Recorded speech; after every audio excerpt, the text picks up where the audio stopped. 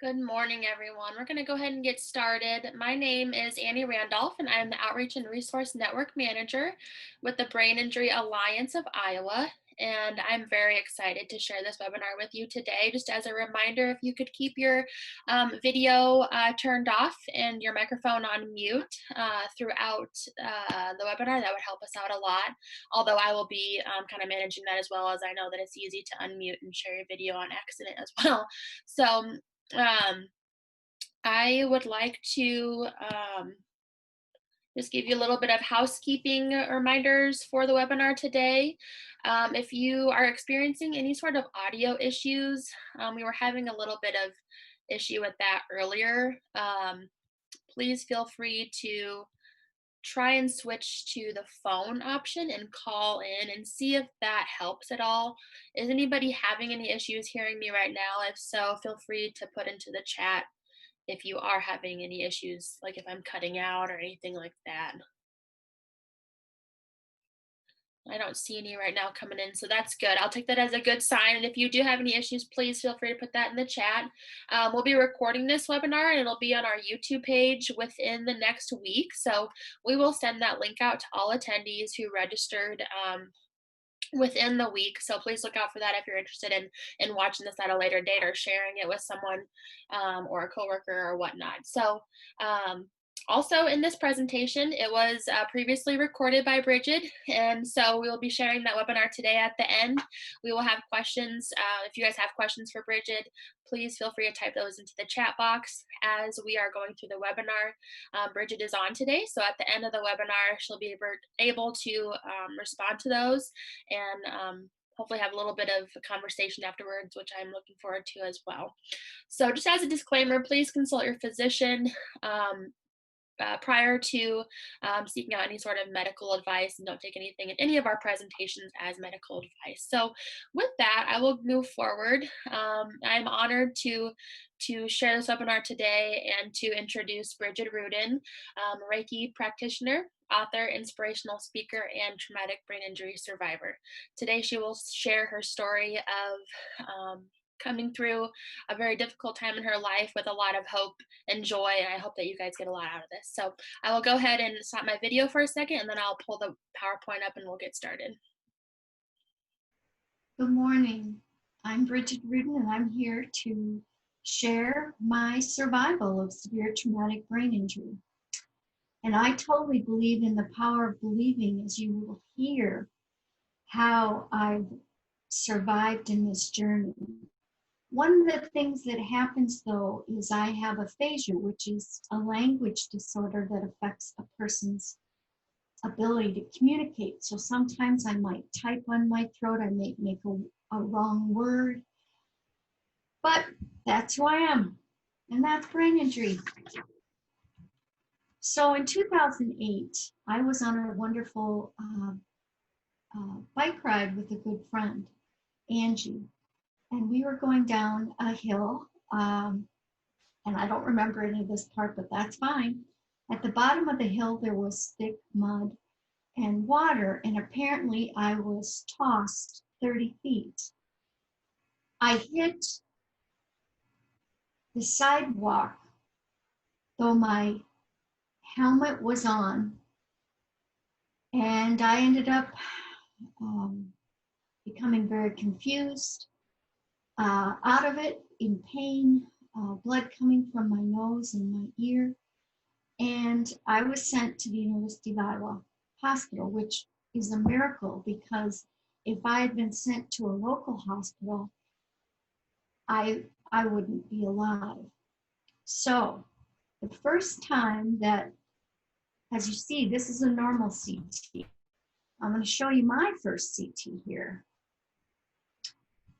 There's a right temporal blood clot, and temporal is the side of your brain when I say that word. There's also left temporal bruising and ventricular swelling in the center. When my neurosurgeon first saw this, he said to one of my friends and colleagues, he said, "Now, are you sure she was in a bicycle accident?" This CT demonstrates more of what someone would have suffered in a car accident. So after the first surgery, things weren't looking too good.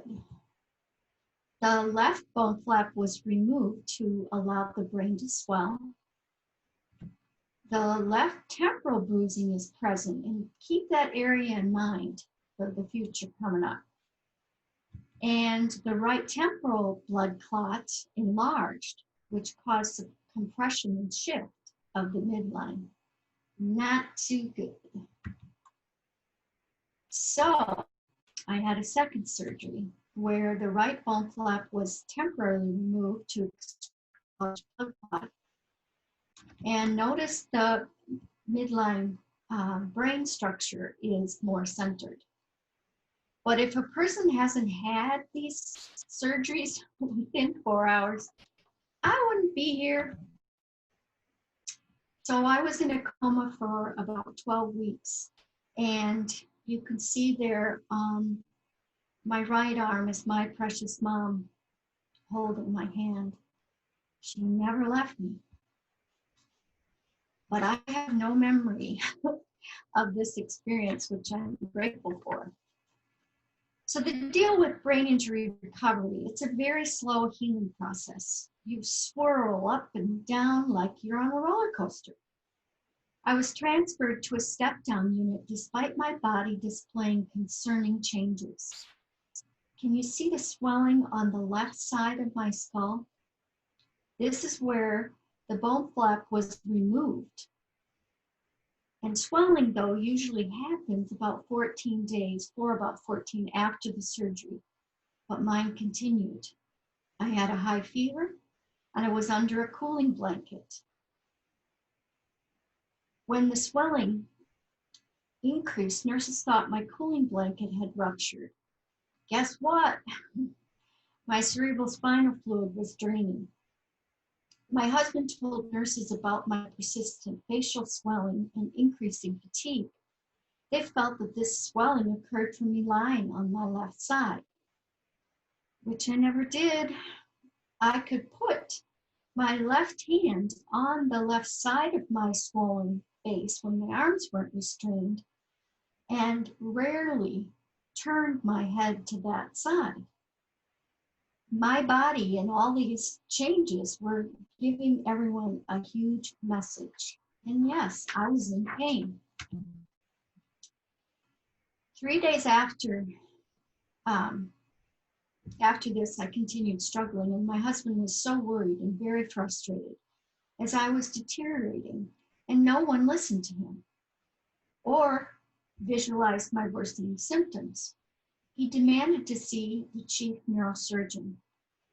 He was not available, so a fellow decided to order an MRI.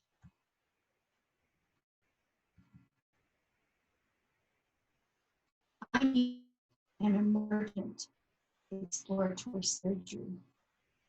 If you remember that side up there on the left, now there's a bacterial infection pus was within my brain, and without treatment, a coma and death would occur rapidly.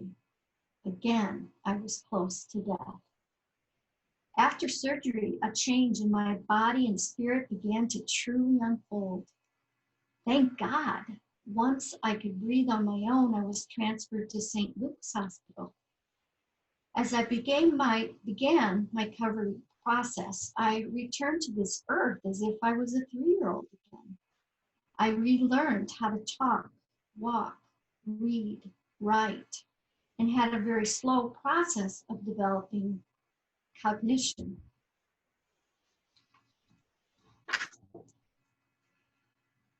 At one point then, can you see what's missing from my left skull? Yes, I needed a 4th surgery. And by the way, the person next to me is my incredibly beautiful mother, an earth angel, quite frankly. But when I was finally able to really return home, though one healthcare professional didn't think I would, she thought that I was going to head to a nursing home. No, I wasn't going to let that happen. So the bone flap there on the left side is missing. So without a bone flap, I needed to have something. So they put in here this titanium plate. And that was replaced then 3 months after the initial trauma. I had outstanding care from the nurses, even the one nurse who previously, while I was in the hospital, thought I was dying. She was able to care for me alive. Well, what the heck is epilepsy? Post-traumatic epilepsy develops from a prolonged loss of consciousness, memory loss of the trauma experienced, skull fracture, and bleeding of the skull or within the brain. Well, yes, I had all those symptoms. The worst kind of seizures to have is what I had initially called a grand mal seizure. And this is a sudden attack of convulsion within muscle spasms and loss of consciousness, and it affects both hemispheres of the brain. Well, my first seizure, I was at home and my son was with me, and no, I hadn't done what I'm supposed to do all day as far as take a long nap. I was trying to be mom with do the groceries, do the soccer game, blah, blah, blah.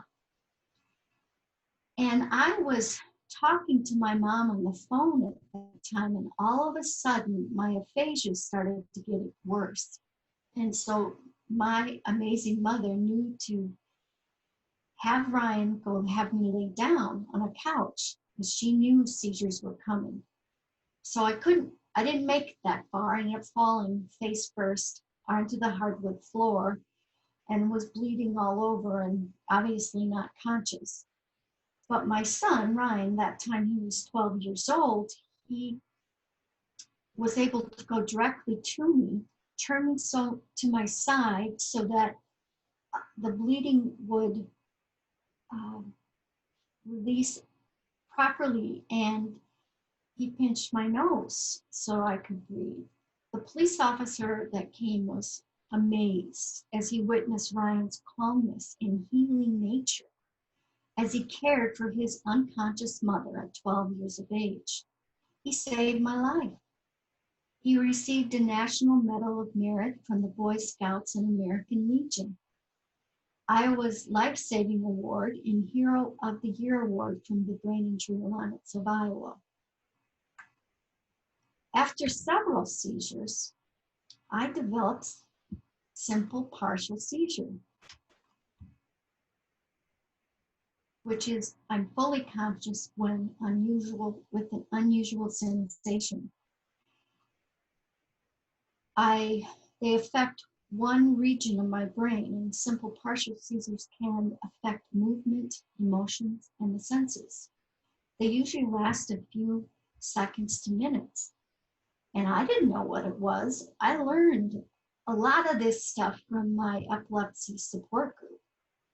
One of the examples is I was in the car getting ready to drive, and all of a sudden I smelled this horrible, horrible smell if someone had vomited or diarrhea in the car. And I thought, wait, none of the kids are sick.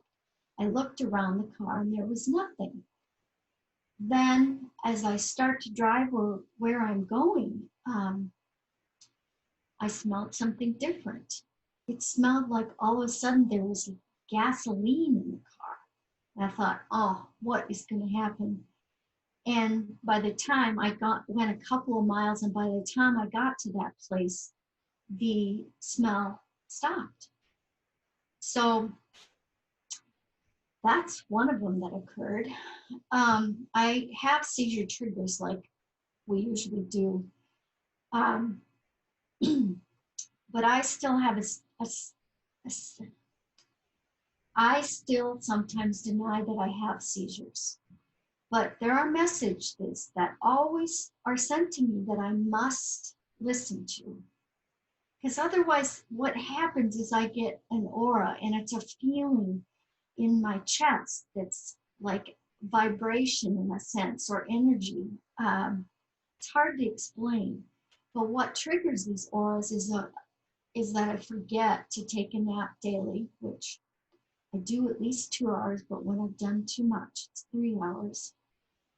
If I'm overloaded with tasks or develop vertigo, balance issues, stress, and infection, fever, tremors, and worsening aphasia.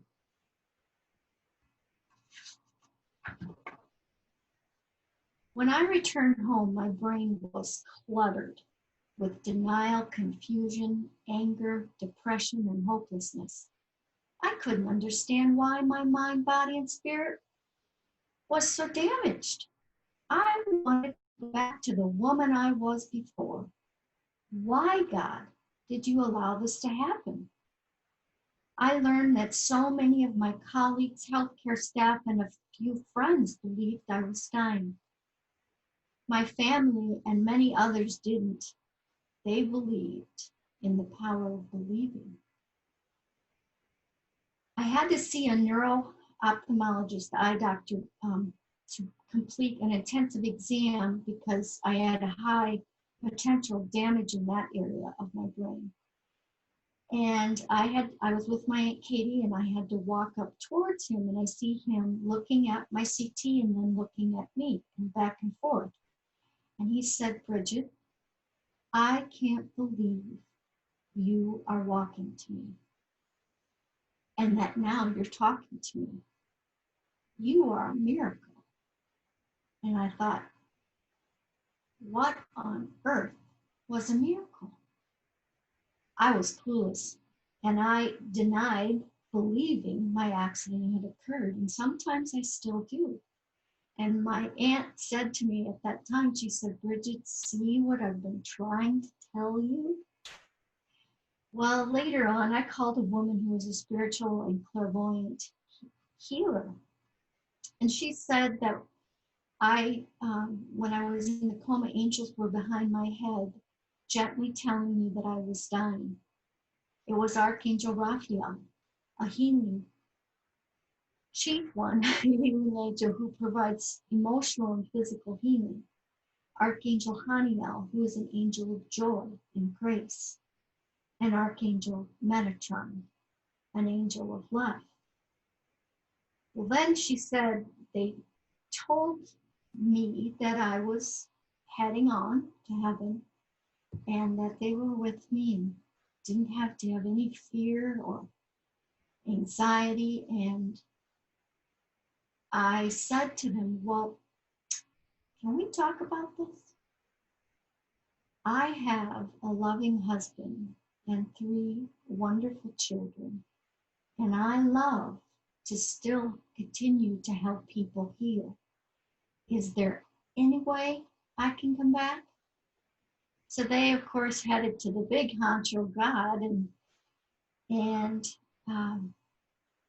what then I was told is, yes, I can come back, but it was going to take quite a bit of healing for me to continue on.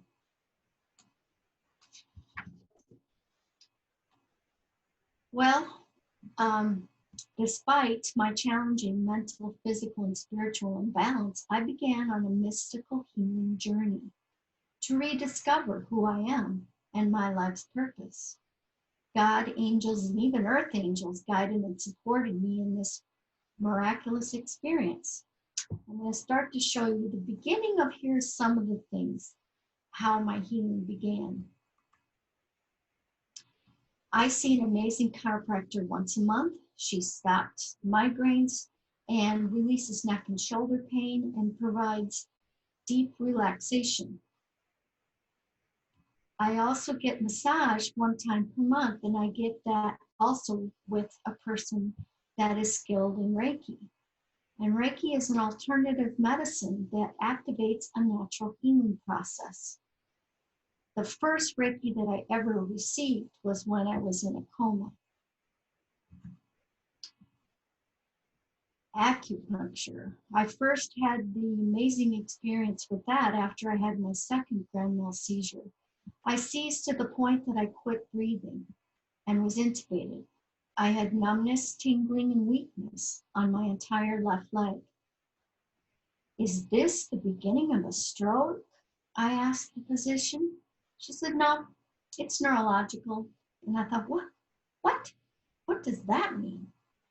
Then a physical therapist said to me, so you can go home with a cane if you want. And I thought, no, I wanted to learn how to walk effectively. But I wasn't for a while and fell several times. And with desperation, I saw an acupuncturist. He heard my story and saw me walk. And he said, Bridget, this was the beginning of a stroke since it was caused by the lack of oxygen to your brain when you quit breathing. I am not kidding you. The numbness, tingling, and weakness decreased down my leg until it was gone. And that took 4 weeks. I've also received acupuncture when I've had significant low back pain following a nasty fall. The power of exercise. Before the accident, I was training for my first triathlon. And at the so I had a kick inside my spirit before the accident. But I got just about done with physical therapy and recovery. And I asked them, could you take me to a pool so we can see if I can swim too? And their eyes were so open and they turned their head back and forth and said, Bridget, we have never seen a traumatic brain injury patient in recovery accomplish physical therapy like you have. I was never going to quit trying. 1 year after the accident, I rode my bike again on a 14-mile trail, the ones that I was on, but I did this by myself. And I went down that hill and back up and I cried, but out of pure joy, I did it and I could do it on my own. My sister-in-law that works at Mayo thought I was utterly crazy, but in a way, I guess I am. So aerobic exercise helps depression improve as it creates new neurons in our brain. It enhances our blood flow and memory. It stimulates chemical changes in the brain that enhance learning, mood, and thinking, reduces heart disease, stroke, and diabetes. Well, what I currently do is I have a dog that I walk half mile for sure a day, but sometimes up to 2 miles. But when I walk, I have to still try to remember, pay attention to my vertigo and balance issues, because I often forget looking at the ground as I walk and can easily fall going down steps if I do not hold on to that railing. Strength training. I lift weights about 2 to 3 times per week. And what I've learned is that strength training increases our muscles and elevates metabolism, which helps your body continue to burn calories long after you worked out. Muscle mass naturally decreases with age, but strength training can help reverse the trend as it strengthens bone density and can reduce the risk of fracture. Strength training helps joints stay flexible and can reduce the symptoms of arthritis. Meditation. Well, at first I thought, how can I do this? So many intelligent people do this for so long and blah, blah, blah, blah. Yes, I'm always hard on myself. Can you tell? Well, what I learned is you can do meditation in 5 minutes and you can focus simply just on your breathing. So try right now to take a really deep breath in that expands your belly and then slowly exhale. Once you're done today, this is one of the things you could practice on, just doing this for 5 minutes. Pay attention to how each breath feels. Notice your thoughts. The purpose of meditation is not to clear your mind. Your mind is inevitably going to wander.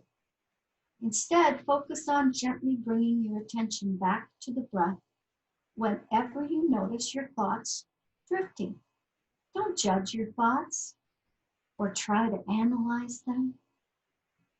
Simply direct your mind back to your deep breathing. Amazing things occur. Yoga brings together physical and mental development to achieve a peaceful mind and body.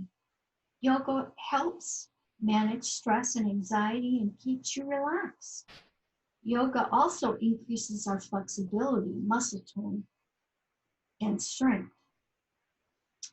So the website that I'm showing you right now is months ago. I found her, Yoga Andrian. She goes through so many different types of yoga. What I love is that she's calm and joyful. And she does yoga as little as 5 minutes at a time, but also yoga that's done in a wheelchair or etc. It's fantastic. The other thing that I just learned about is this book that I haven't read yet, Move, Feel, Think Yoga by Jana Lead. And this was written for brain injury patients, post-traumatic stress disorder patients, and other traumas. So with all of the exercise issues, if you haven't been active in a while, just start slowly and build up. Stay safe and contact a professional for guidance and support. Journal your progress daily. Be gentle on yourself and praise yourself. Oh, the value of nutrition. Healing of any illness or disease ascends when we truly focus on our nutrition. What we put in our gut impacts every cell and organ in our body. Pay attention to what you experience before and after you eat. What do you notice? Your immune system becomes activated when your body recognizes anything that is foreign. When the body detects an intruder, it launches a biological response to try to remove it. My brain was sending me a message. When I started, I think it was about, 6 to 9 months after the accident, I started craving food like broccoli and salmon. Well, broccoli is high in many nutrients, including fiber, vitamin C, vitamin K, iron, and potassium. It also boosts more protein than other vegetables.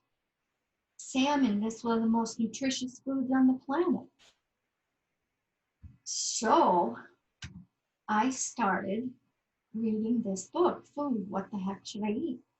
And I think it was a year and a half ago that I found it. And this Dr. Mark Hyman is a functional medicine physician. Functional medicine determines why and how illness occurs and then restores health by treating the root cause of the disease. Each patient's health issues are thoroughly assessed from personal, family, social, and medical history. I encourage you again to journal daily. But this, in addition to the exercise, is what you eat during the day, what you drink during the day. It gives you such a huge message. It blows me away. Never give up on the challenges your body truly needs. 10 years and beyond, traumatic brain injured survivors have a risk of Parkinson's and Alzheimer's. I have essential tremors in my right hand, and I was so afraid it was symptoms of Parkinson's, but they said, no, this is essential tremors. which I'm very grateful for. So I use a fork and knife in each hand to eat each bite effectively. That works for a bit. So then I tried also weighted forks, but they were too heavy. So then I trained myself how to eat with my left hand, and it works. The other thing about both Parkinson's and Alzheimer's is appropriate diet and exercise. It helps your brain heal in so many ways. Laughter yoga. Look at these beautiful children. Oh, children always demonstrate so much more laughter than we do. But it did take me about 2 years after my accident before I developed laughter. Negative thoughts manifest into chemical reactions in our body and brings even more stress into our system, which then decreases our immunity. Laughter's power strengthens and improves our immunity.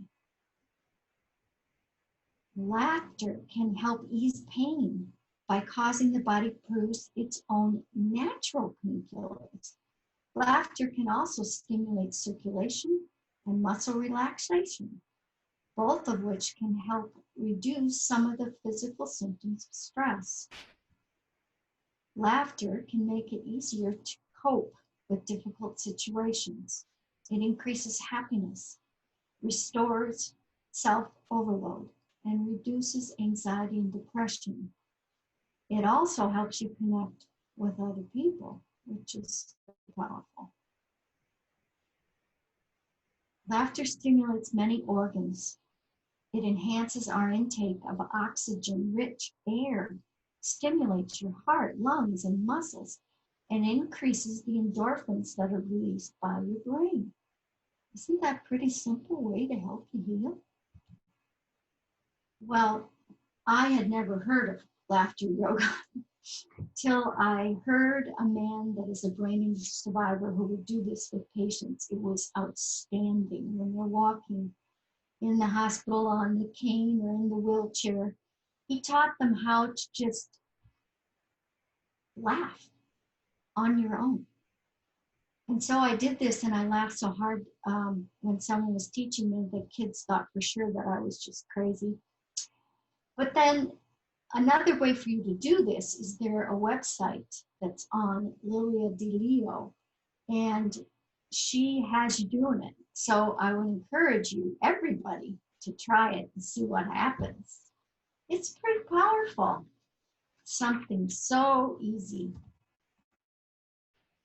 The power of art therapy. Oh, I'll tell you that your brain totally engages within art. You receive self-exploration and new coping skills. It builds your self-confidence and self-worth. And creativity moves to recovery, which is fascinating to me. The more we are creative and try, the more we recover. It helps the brain to heal from mental, emotional, and physiological impacts. And it helps us progress through anger, resentment, trauma, depression, pain, and stress. I mean, art therapy is one of the amazing things with all that we're suffering with COVID, to work through some of the things we're struggling with. I tried art therapy, and I got to do this with the Epilepsy Foundation, and I was scared to death. I thought, I can't draw. What on earth do they want me to do? And I denied it several times until someone, I think it was the third time, asked me again. He goes, please, it's so simple. So I went in and had a fabulous experience. My creative imagination using art instilled a freedom within me that I didn't know even existed. And when I talk about art, this means drawing, painting, coloring, sculpting, magazine pictures or words, or creating a collage. decorate anything, do anything with a piece of paper and watch what happens. So the next thing I'm going to ask you to do is, you know, you don't have to do it today, but it's time for you to do an art project just for you.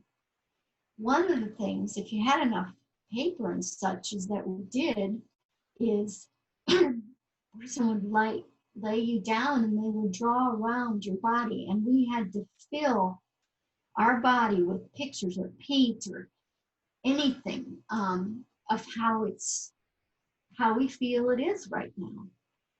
And when I went to before we had a walk run in the epilepsy group, we had art put out, and I saw other people's art and thought it was so awesome. And I see the last one and I go, my God, that looks like my body and how I feel. I didn't know, but it was my body and how I felt. I had done that. So look at this beautiful brain. One of the only activities that activates, stimulates, and uses the entire brain is music. Music stimulates our nervous system and helps retain the injured brain. Music therapists use techniques that aim to stimulate brain function that controls movement, cognition, speech, emotions, and the senses. I've seen some amazing things. One of my friends that has severe aphasia, and I was driving her somewhere, and you know, my aphasia would get worse when I was around her, but hers was awful. She could only do like 2 words. And then all of a sudden, she started to sing Happy Birthday. And she sang me the entire song. It brought such joy to me. After the accident, I didn't think I could play the piano or dance, but I did. I remembered it all. Other thing about music is now the research is when cardiac patients in the ICU get to listen to the music they love, they get down to the step-down unit faster than previously. And as far as dance go, boy, it provides exercise, improves health, coordination, movement, and muscle tone. Dance can enhance our thinking skills, our motivation, and memory. Emotionally, dance helps people feel joyful and confident. Provides a safe opportunity to reduce anger, frustration, and depression. The other thing that I've seen that is so powerful is Alzheimer's patients that are, when they play music they love, they dance incredibly, and the joy in their face and the memories it brings back to them, I find so powerful. So my assignment again for you, I know you're in a class, right? These are your assignments. Play music that you love, move and dance. Feel the divine healing that occurs in your mind, body, and spirit. Wherever you want to dance, do it. You don't have to be with someone else. I'm sharing what I've accomplished to show you the power of determination, faith, hope, and never giving up. As you will see, I truly believe in the power of believing. Physicians said that I could never go back to my career as a nurse practitioner. I thought, that can't be true. And I was not happy. But my sister-in-law called someone that was also clairvoyant. I think this is when I was in the coma. And he said, Bridget's either going to live or die. If she lives, she will start sharing her story to impact others. So in 2009, near the end of my speech therapy, I began to publicly speak with a PowerPoint presentation to speech therapists and their students. So many of the students cried. Since that time, I have presented nationally and internationally, and they again said to me, Bridget, we have never seen a person with severe traumatic brain injury do what you're doing as you present. I was still shocked that I even did it. So I have presented nationally, internationally. In 2010, I've been on radio and TV. 2011, I have publications, blogs, articles, and a chapter in a book entitled Progression. It's kind of interesting that I just now figure out what that title means. Baby steps forward, yes, are so powerful in healing. In 2016, I wrote the book that you see up here, Discovering My Life's Purpose from Tragedy to Triumph. In 2018, I became a Reiki practitioner, and my sister-in-law helped to create an audiobook as well, because so many disabled had asked for help with that. It helps me too, since a couple of sentences are 2 pages, are still hard for me to read, and I have to highlight things. I don't know how I did this all. This year, I've done distance Reiki, which I find very powerful. I've done some podcasts, and this is my first webinar, and I've written a new article. But just like art, journaling enhances and builds your creativity. So I'm talking about you. I've mentioned you journaling about exercise and diet and dancing, but the journaling, oh my gosh, as you journal your life story, this builds the healing in your recovery. So the other thing I feel is that I healed even more when I quit feeling sorry for myself and noticed that there were so many people beyond me that had such harder experiences.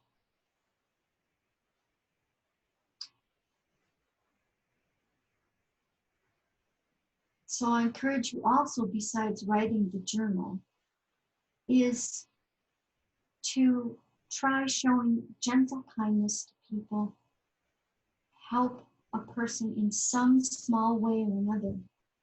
Even if you're having a bad day, watch what comes right back your way. I'd also love for you to write down a list of the goals you have for the next 3 years. Write exactly what comes to your spirit. No fear. Be specific. Talk to the angels and place this where you can see it often. Believe in the power of believing and see what happens. It's amazing. So Reiki, as I mentioned before, is a spiritual guided life force energy. It's alternative medicine that activates a natural healing process. I was in Florida when this picture of me kneeling on the sand, I started to so-called paint, if you would call it that, what I was guided to do. And it was so powerful for me to experience this. The other thing that helps a person with Reiki is that it helps them ease tension, stress, and can support the body in physical, emotional, and spiritual ways. The divine healing is recognized beyond physical and emotional ailments, but tunes into a spiritual connection. I am guided in my healing of others through the grace of God and the angels. One of the things that I have learned in this process, though, all of us, okay? Helping to heal others is best accomplished by truly taking care of yourself first. The best healer embraces this and can easily focus in on the messages that any survivor's mind, body, and spirit send. I provide Reiki both in person and from a distance. I also give angelic readings for guidance, inspiration, and hope for your day. I am honored to spread my wings and provide healing to others in whatever way that God guides me. I recently received a description of me that I thought I'd share. Bridget is an intuitive healer. She is in touch with what I can only describe as a divine healing, grace-filled, and unconditionally loving capacity. The impact of my body, mind, and spirit was profound. I'm very honored that that was said to me. In conclusion, healing ascends profoundly in our spiritual, emotional, and physical body through nutrition, exercise, music, dance, laughter, writing, art, and faith. Don't ever give up. Enlighten yourself with the divine messages you are receiving every day. I'm so honored that you're here. You, God, the angels, and I are kindred spirits. I believe in you. The vibrant light and angelic love within me embraces the beautiful light and angelic love within you. Namaste. I'm here for you in the best way that I can be. Thank you, Bridget. That was beautiful. Thank you for just sharing your experiences with us and just sharing your story. So brave to share your story with everyone on today, and we're just so appreciative. So thank you so much. I'm going to go to the questions to see if anyone has any. If anybody does have questions for Bridget, I'm going to go ahead and put her contact information up. Let me pull that up here. Okay, so share my screen here.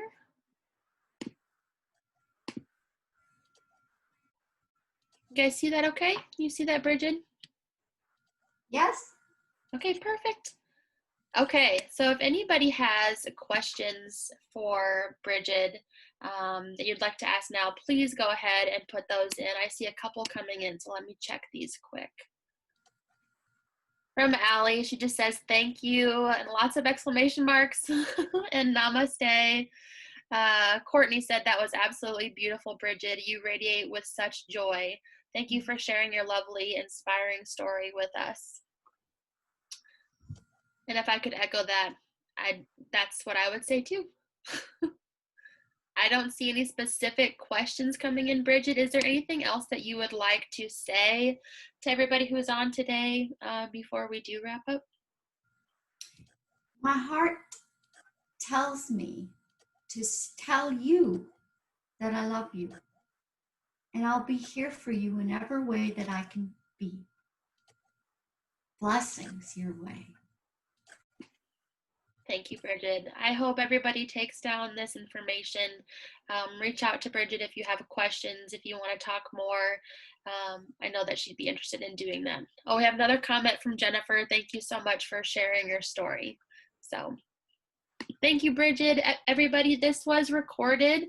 So this will go up onto our YouTube page within the week, and it'll be sent out to all of our registrants today. I hope you all found the inspiration in this story that I did and that many of us did. I hope this was food for your soul today. So thank you so much for being on. And please reach out if you have questions, and hope to talk to you guys soon. I hope everybody has a good rest of your day. Thank you. Bye-bye.